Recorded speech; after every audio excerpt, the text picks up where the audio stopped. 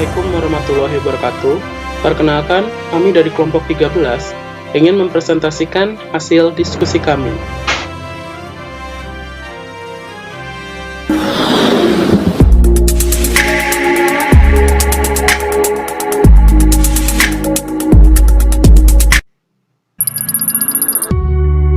Perkenalkan, nama saya Saiful Ridwan dan rekan-rekan saya Gatot Sumarto dan Muhammad Halim Dwi Kusuma. Nah, adapun materi yang akan kami sampaikan, yakni penilaian pembelajaran matematika berdasarkan kurikulum 2013. Nah, kita mulai. Pengertian penilaian. Apa sih penilaian itu? Penilaian merupakan proses pengumpulan berbagai data yang dapat memberikan gambaran perkembangan belajar siswa, menjelaskan serta menafsirkan hasil pengukuran, menggambarkan informasi mengenai sejauh mana hasil belajar siswa atau ketercapaian kompetensi siswa. Sedangkan pengertian instrumen penilaian, menurut Permendikbud nomor 104 tahun 2014, instrumen penilaian adalah alat yang digunakan untuk menilai capaian pembelajaran peserta didik, misalnya tes dan skala sikap. Selanjutnya ada jenis-jenis instrumen penilaian. Nah, instrumen penilaian terdapat dua bagian, yakni ada tes dan non-tes. Yang termasuk kelompok tes adalah tes prestasi belajar, tes intelijensi, tes bakat, dan tes kemampuan akademik. Sedangkan yang termasuk dalam kelompok non-tes adalah skala sikap, skala penilaian, pedoman observasi, pedoman wawancara, angket, pemeriksaan dokumen, dan lain sebagainya. Instrumen yang berbentuk tes itu bersifat performansi maksimum, sedangkan instrumen non-tes bersifat performansi tipikal. Nah, selanjutnya ada jenis-jenis instrumen penilaian. Lebih lanjutnya akan dijelaskan oleh Muhammad Halim Dwi Kusuma.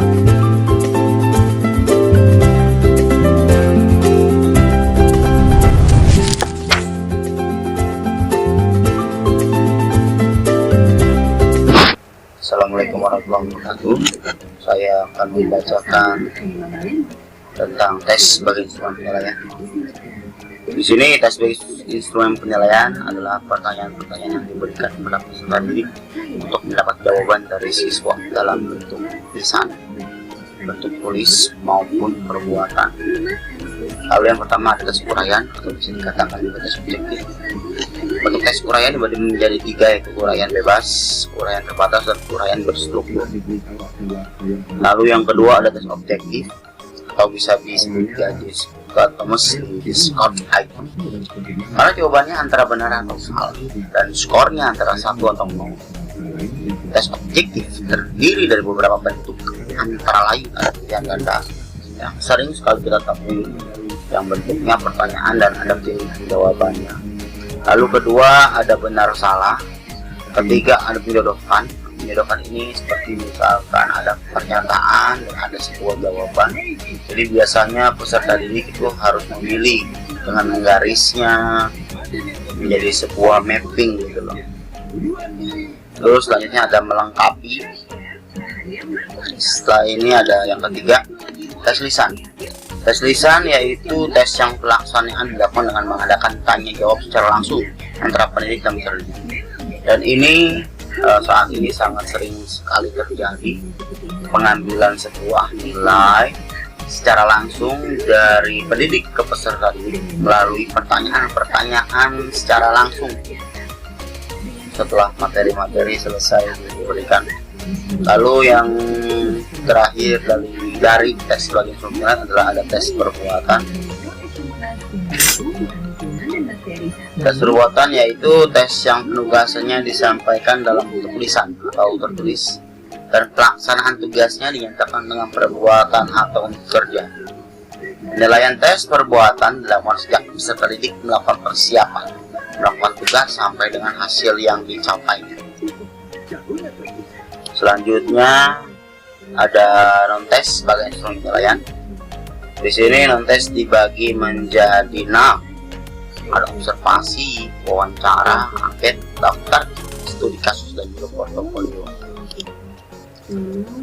Selanjutnya ada syarat instrumen penilaian yang baik. Di sini syarat instrumen penilaian ada validitas. Validitas itu adalah kemampuan instrumen tersebut untuk menilai apa yang seharusnya dinilai. Lalu ada reliabilitas. Instrumen dikatakan memiliki reliabilitas yang tinggi manakala instrumen tersebut dapat menghasilkan hasil pengukuran yang ketetapan. Lalu ketiga ada objektivitas. Instrumen penilaian hendaknya terhindar dari pengaruh-pengaruh subjektivitas pribadi dari si evaluator dalam menerapkan hasilnya. Jadi biar ini lebih pasti hasilnya gitu, tidak terpengaruh oleh hal-hal lain. Lalu yang keempat ada praktikabilitas. Dikatakan seperti praktikabilitas yang tinggi apabila bersifat praktis, mudah pengadministrasiannya, dan memiliki ciri mudah dilaksanakan, tidak memiliki peralatan yang banyak, dan memberi kebebasan pada audiens mengerjakan yang dianggap mudah terlebih dahulu. Yang kelima, ekonomis. Menggunakan instrumen tersebut tidak membutuhkan biaya mahal, tenaga yang banyak, dan waktu yang lama. Taraf kesukaran. Instrumen yang baik terdiri dari butir-butir instrumen yang tidak terlalu mudah dan tidak terlalu sukar. Lalu yang ketujuh ada daya pembeda. Oke, selanjutnya adalah langkah pengembangan instrumen penilaian. Agar tujuan penilaian tercapai, pendidik harus menggunakan berbagai metode dan teknik penilaian yang sesuai dengan tujuan pembelajaran dan karakteristik pengalaman belajar yang dilalui peserta didik, baik dalam menilai aspek sikap, aspek pengetahuan, maupun aspek keterampilan. Dalam pengembangan instrumen penilaian, pendidik perlu memperhatikan hal-hal sesuai dengan karakteristik pembelajaran, baik pada mata pelajaran yang bersifat terpadu, seperti pada mata pelajaran IPA dan IPS, atau pada jenjang sekolah dasar dan sekolah menengah pertama, maupun mata pelajaran yang berdiri sendiri. Nah, berikut adalah langkah pengembangan instrumen penilaian terpadu. Yang pertama, mengkaji karakteristik kompetensi dasar atau KD untuk mata pelajaran serumpun yang dipadukan, misalnya ilmu pengetahuan alam atau IPA terpadu mengacu pada fisika, biologi, dan kimia. Sedangkan pada mata pelajaran ilmu pengetahuan sosial atau IPS terpadu mengacu pada geografi, sejarah, ekonomi, dan sosiologi. Nah, kemudian yang kedua, mengkaji unit-unit tema dalam silabus IPA atau IPS terpadu yang memadukan berbagai mata pelajaran sebagai stimulus pada instrumen penilaian. Kemudian langkah yang ketiga adalah membuat peta indikator esensial dari setiap KD pada suatu unit tema. Kemudian langkah yang keempat, menentukan teknik dan bentuk instrumen yang sesuai dengan indikator. Kemudian langkah yang kelima, menyusun daftar perilaku yang akan diobservasi, produk atau kinerja, kompetensi pengetahuan yang bisa mewadahi beberapa indikator esensial. Kemudian langkah yang keenam, menyusun rambu jawaban atau rubrik penilaian.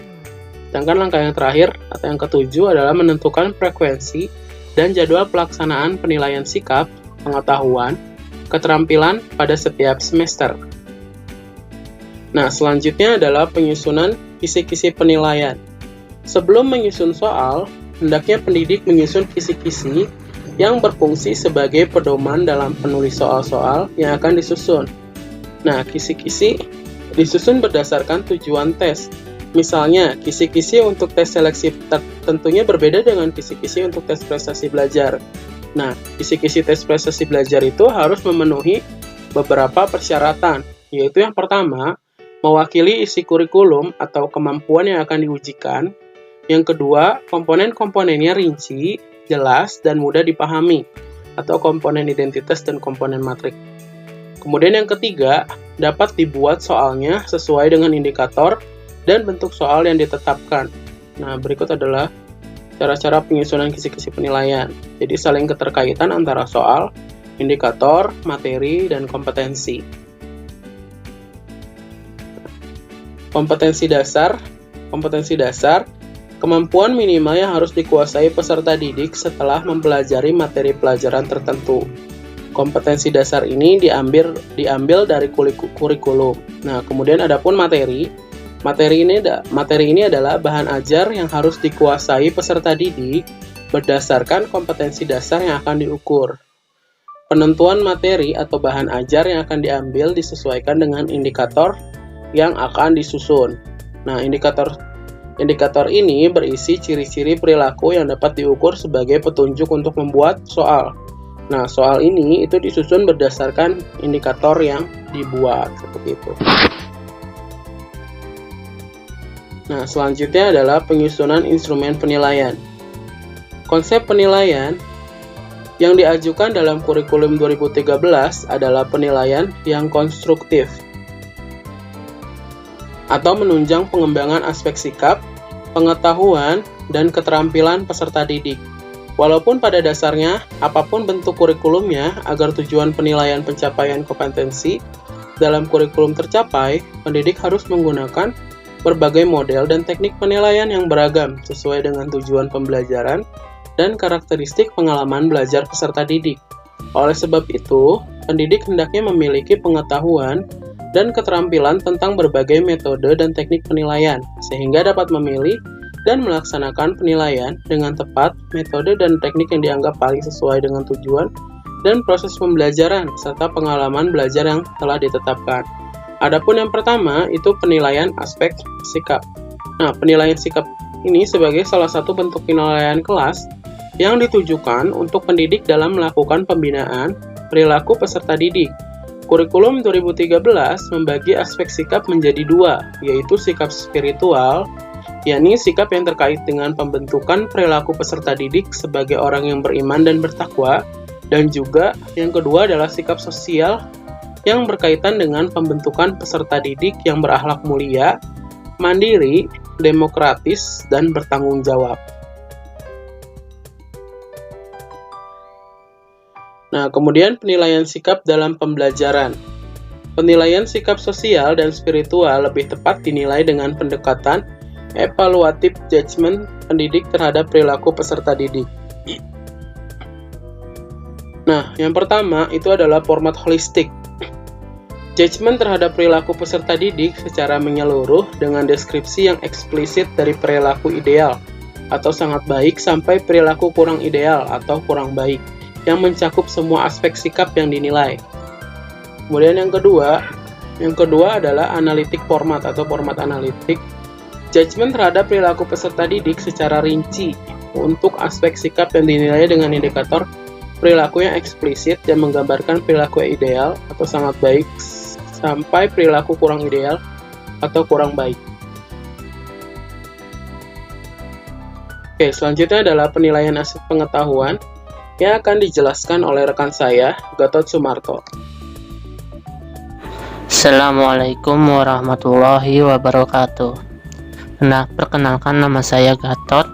Saya akan melanjutkan presentasi tentang kurikulum 2013 ini. Nah, di sini saya akan menjelaskan tentang penilaian aspek pengetahuan di slide pertama. Penilaian aspek pengetahuan merupakan yang dilakukan pendidik untuk mengukur kemampuan peserta didik sesuai dengan kompetensi-kompetensi dasar sebagaimana tertuang dalam kurikulum yang meliputi pengetahuan faktual, konseptual, dan prosedural, serta cakupan berpikir tingkat rendah hingga tingkat tinggi. Cakupan penilaian pengetahuan ada 6. Pertama, mengingat, memahami, menerapkan, lalu menganalisis, mengevaluasi, dan terakhir mencipta. Mengingat adalah mengemukakan kembali apa yang sudah dipelajari dari pendidik, buku, sumber lainnya sebagaimana aslinya tanpa melakukan perubahan sedikit pun. Yang kedua itu adalah memahami.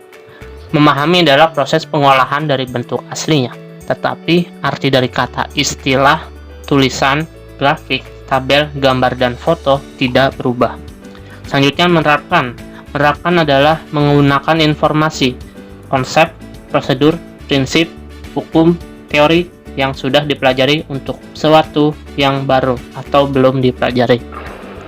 Yang keempat ada menganalisis. Menganalisis adalah menggunakan keterampilan yang telah dipelajari terhadap suatu informasi yang belum diketahui dalam mengelompokkan informasi.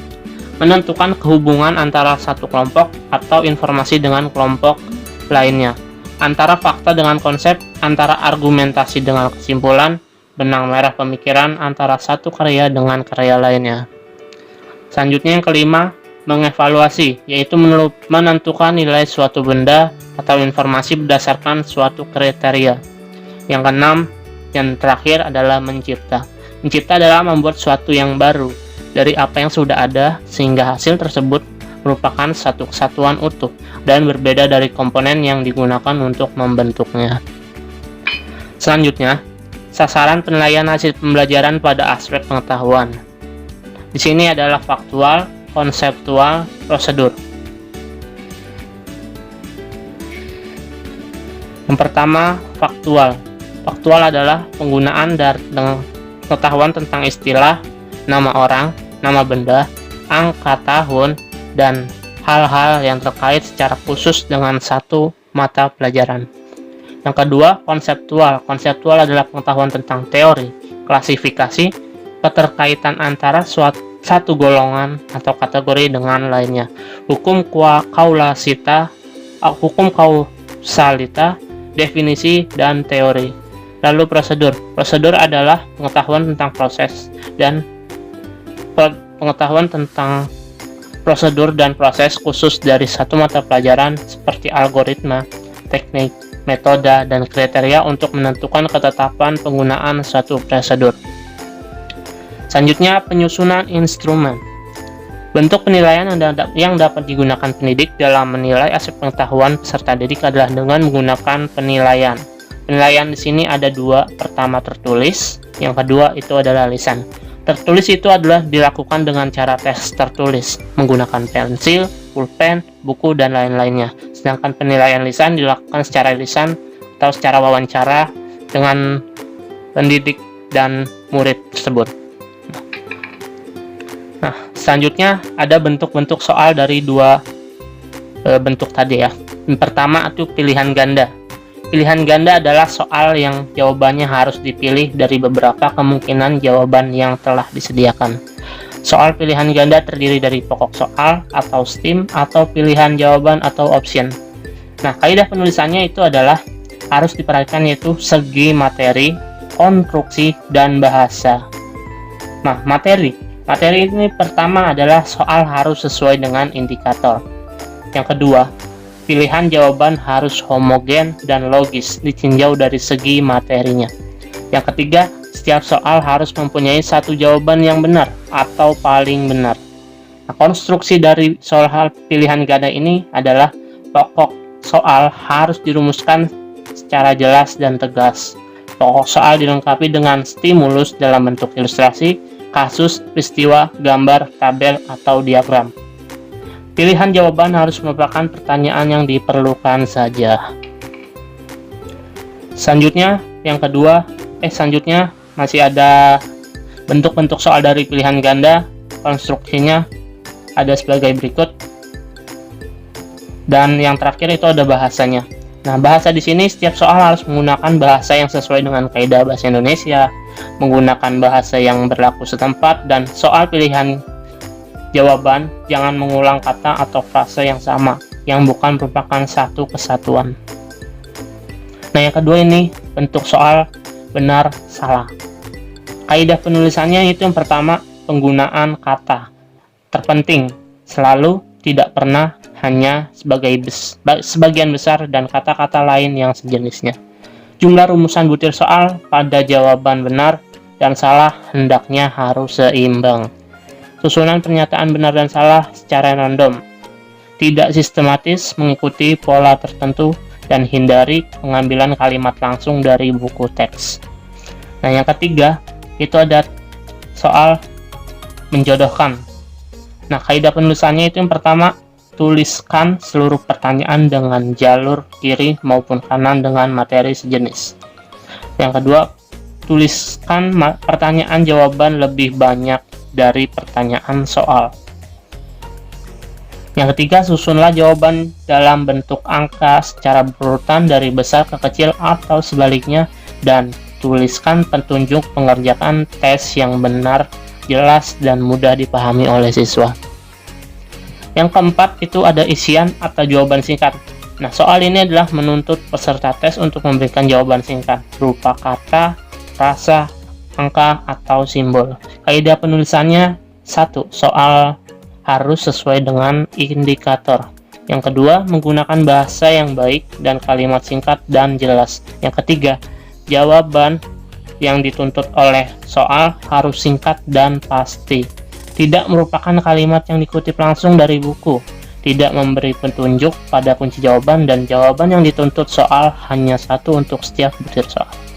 Yang kelima, ada soal uraian. Soal uraian adalah suatu soal yang jawabannya menuntut peserta didik untuk mengingat dan mengorganisasikan jawab gagasan atau hal yang telah dipelajari dengan cara mengemukakan atau mengekspresikan gagasan tersebut dalam bentuk uraian tertulis. Nah, kaidah penulisan soal tersebut dapat diperhatikan pada makalah yang sudah disebarkan ya. Itu ada 15 poin.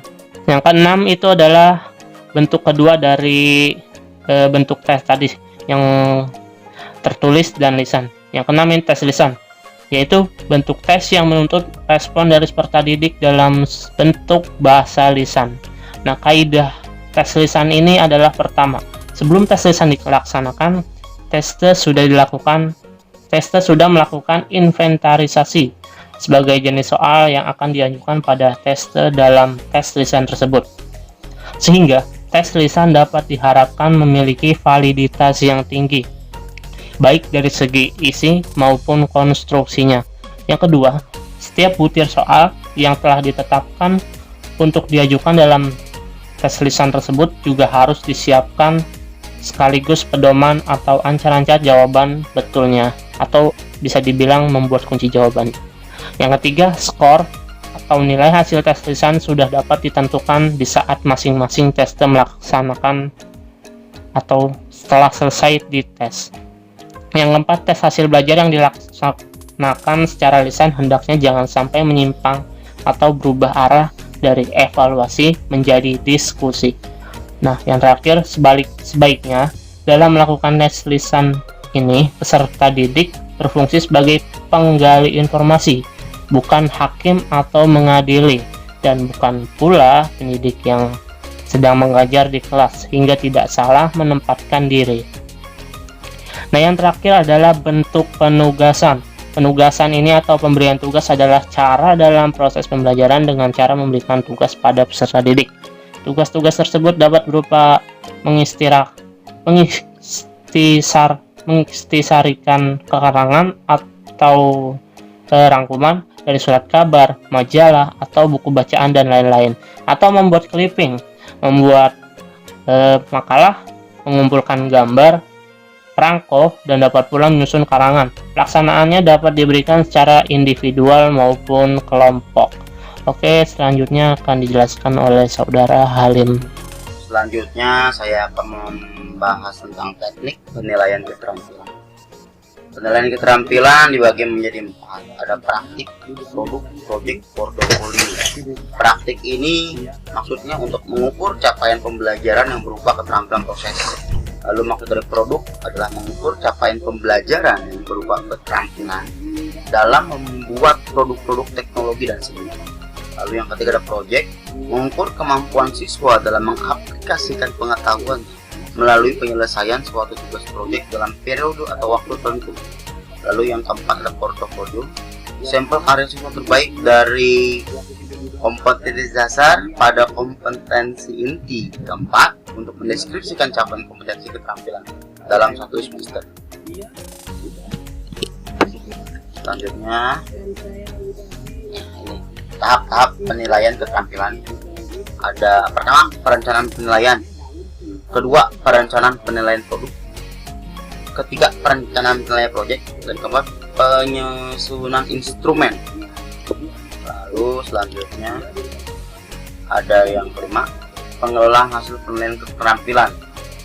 Dapat digambarkan dari skema berikut. Ini kita bisa lihat semua.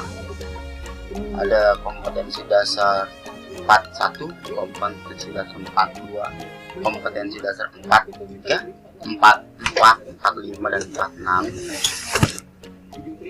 Ini bisa dipahami dengan tadi yang saya sampaikan tentang makna praktik, proyek, produk, dan portofolio tadi. Selanjutnya, ini contoh pengelolaan nilai keterampilan pada keterampilan IPA semester 1 kelas 7 siswa A. Bisa dilihat sendiri tentang pengelolaan nilai tersebut. Di remedial, pemberian pelajaran ulang dengan metode dan media yang berbeda, menyesuaikan dengan gaya belajar siswa.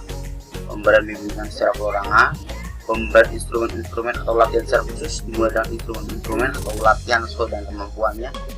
Pemanfaatan tutor sebaya, yaitu siswa dibantu oleh teman kelas yang telah mencapai KKM. Mungkin remedial seperti ini yang harusnya dilakukan, karena banyak sekali ketika diberikan remedial, maka strategi tersebut malah mendapatkan nilai yang lebih drop dibanding ulangan aslinya atau ujian asli. Selanjutnya pengayaan, belajar kelompok. Ada sekelompok siswa diberi instrumen pengayaan untuk dikerjakan bersama pada dan atau di luar jam pelajaran. Lalu ada belajar mandiri, siswa diberi instrumen pengayaan untuk dikerjakan secara individual. Lalu terakhir ada pembelajaran berbasis tema, yaitu memadukan beberapa konten pada tema tertentu sebagai siswa, sehingga siswa dapat mempelajari hubungan antara berbagai disiplin. Terima kasih. Selesai dari saya. Assalamualaikum warahmatullahi wabarakatuh. Terima kasih sudah menonton video ini. Jika ada yang ingin ditanyakan dipersilahkan.